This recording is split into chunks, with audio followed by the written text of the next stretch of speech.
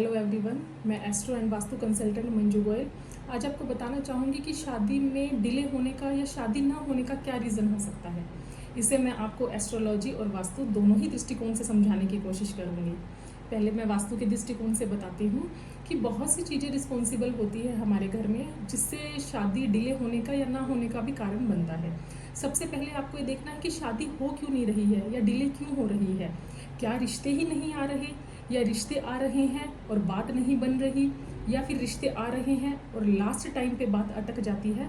तो इसके लिए हर दिशा अलग अलग रिस्पॉन्सिबल होती है।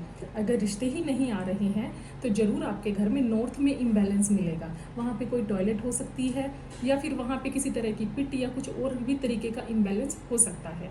इसके अलावा यदि आपको लगता है कि रिश्ते हमारे हिसाब से नहीं आ रहे हैं, आपकी एक्सपेक्टेशन ही ज़्यादा हो जाती है, तो आपके साउथ ईस्ट में इम्बैलेंस मिलेगा। साउथ ईस्ट में किस तरह का इम्बैलेंस हो सकता है? या तो कोई मिरर हो सकता है, या ब्लैक कलर या ब्लू कलर, इस तरह का कोई भी इम्बैलेंस हो सकता है। यदि आपको ये लगता है कि रिश्ते आ रहे हैं और बात ही नहीं बन रही है, तो आपको अपना ईस्ट चेक करना है, वहाँ पे किस तरह का इम्बैलेंस मिलेगा। और सबसे लास्ट में जो सबसे मेजर रिस्पॉन्सिबल डायरेक्शन होती है वो है साउथ वेस्ट। यदि आपको लगता है कि रिश्ते भी आ रहे हैं, बात भी बन रही है, लेकिन लास्ट मोमेंट पे आके कुछ ऐसा हो जाता है कि सब कुछ कैंसिल हो जाता है, तो उसके लिए साउथ वेस्ट की दिशा रिस्पॉन्सिबल होती है। क्योंकि साउथ वेस्ट में पितृ देवता होते हैं और उनके आशीर्वाद के बिना कोई भी शुभ कार्य नहीं हो सकता।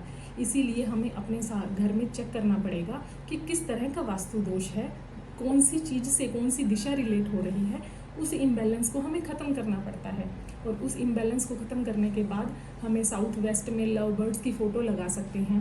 इसके अलावा हमें एक चीज़ और भी ध्यान रखनी होती है कि कहीं हमारे घर में नॉर्थ वेस्ट और साउथ वेस्ट में देवी देवताओं के चित्र तो नहीं लगे हुए।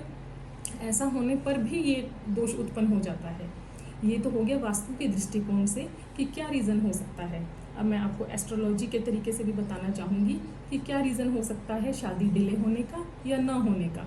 एस्ट्रोलॉजी में जैसे आप लोगों को पता है कि कुंडली में 12 भाव होते हैं, उनमें से जो 7th हाउस होता है हमारा, वो हमारे पार्टनर का और शादी का होता है।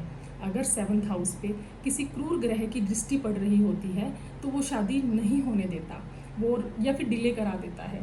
तो इसके लिए हमें क्या करना होता है, जो क्रूर ग्रह की दृष्टि होती है उसकी दृष्टि को नेगेटिव की जगह हमें पॉजिटिव में कन्वर्ट करना पड़ता है, ताकि उसकी शुभ दृष्टि 7th हाउस पे पड़े और हमें अपना पार्टनर जल्दी से मिल जाए और शादी हो जाए।